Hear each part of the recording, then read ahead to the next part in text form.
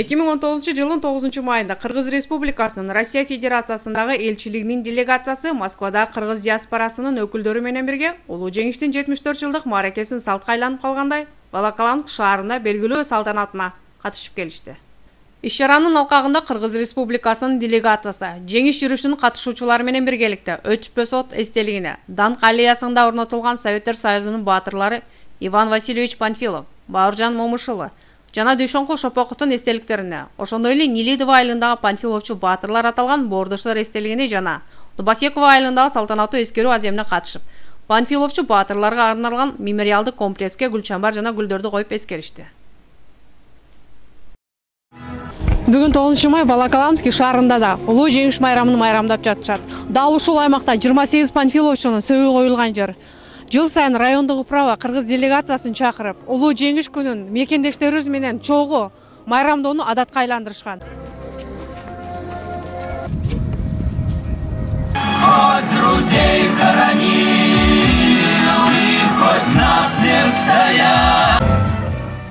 Элчиликтин жана жалпы кыргызстандыктардын атынан улуу ата мекендик согуштун ардагерлерине, оорукта эмгектенген улуу муунга, Волоколамск районунун жалпы элине карата куттуктоо сөзү менен Кыргыз Республикасынын Россия Федерациясындагы элчилигинин кеңешчи консулу Эдуард Насиров чыгып сүйлөп, фашисттик баскынчылардан мекенин коргоого аттанган жоокерлердин, анын ичинде Москвага кирип келген немис танктарынын жана жөө аскерлеринин Дубасекова айылындагы чабуулун токтоткон.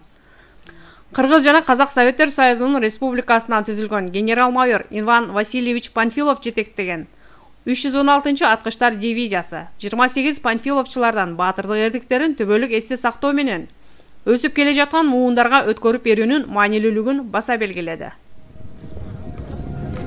Башынан баштап биздин батырларыбыз, ата бабаларыбыз ушу эмне болсо дагы бирок мындай достчулукка, орусча айткандай, братство, значит, союзнические отношенияга аябай мындай чоң маани беришип келатышат азыркыга чейин. Ошондуктан мен ойлойм, именно ушул күндөрү, мына мондай 9 май күндөрү, ушул азыркы күндөрү Кыргызстан өзүнчө мамлекет болуп, эгемендүү, Россия өзүнчө болгону менен, бирок именно ошондой күндөр, ошондой майрамдар бизди бириктирет деп айтылып кетти. Мисалы, Кыргызстандын делегациясы жыл сайын катышат ушул мааракелерге.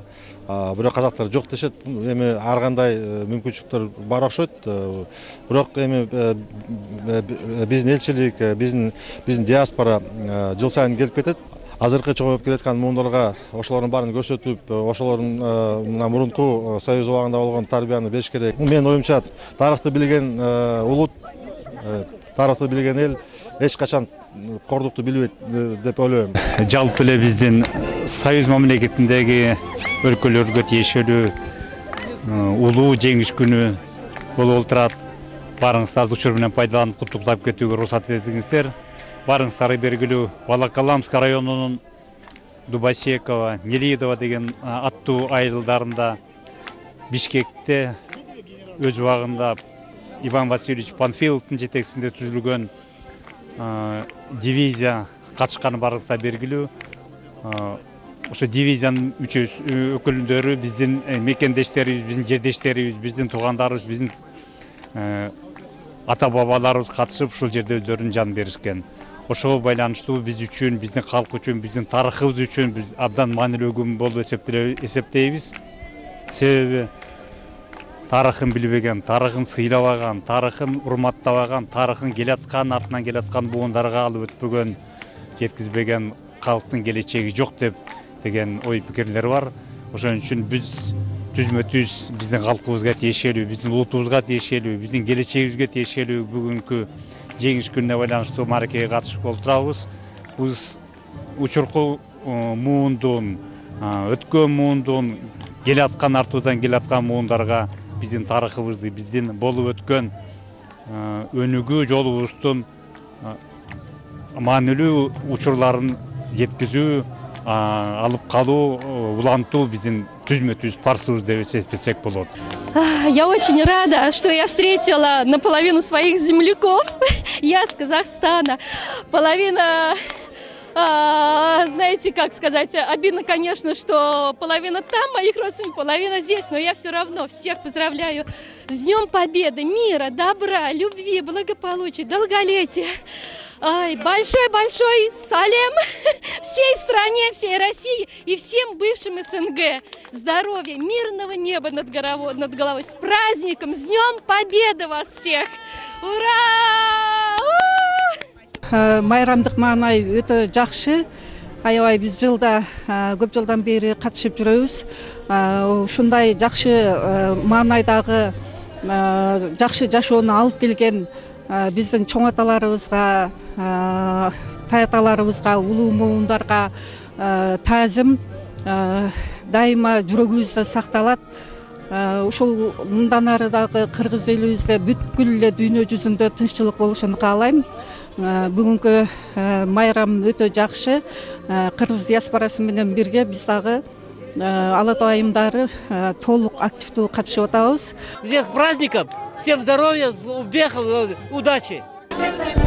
Да, потом служил в погранвойска, потом уехал в Афганистан, поехал потом в училище, Эстония, да, Эстония, город Таллин.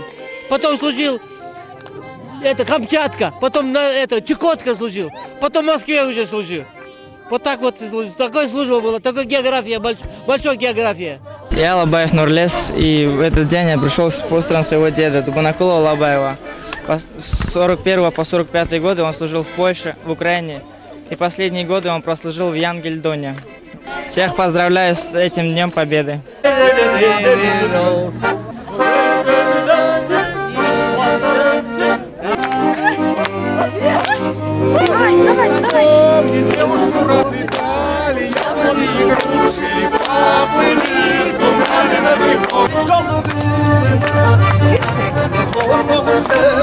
Бүгін мынакей өзгөчө майрам, өзгөчө шаң, анткен дегенде ушул улуу ата мекендик согушта мына биздин чоң аталарыбыз ушул жерде дайынсыз жоголгондор бар. Ушул жерде биздин ушул жаркын келечегибиз үчүн кан төгүп, өздөрүн курмандыкка чалган ушундай сонун майрамды биздин ушул жергиликтүү орус эли дагы бизди өзгөчө башкача мына кыргыз улутун көргөндө башкача толкундоо менен өзгөчө сый менен кабыл алууда. Себеби дегенде ушул алар кыргызча ырдап, кыргызча сүйлөгөнүнө да биз күбө болдук. Себеби дегенде булардын дагы биздин чоң аталарыбыз жөнүндө маалыматы өтө жакшы экен. Жогорку баа берет экен биздин улутка өзгөчө. Биз ошолор менен биздин чоң аталарыбыз менен дайыма сыймыктанабыз.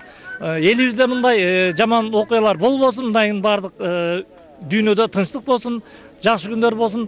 Карасаңыздар бийлеп, ырдап, Кыргызстанда эле жүргөндөй жүрүшөт кыргыз эли. Бул жерде биз көрүп атабыз өзүбүздүн чоң аталар ушу согушкан жерлер экен.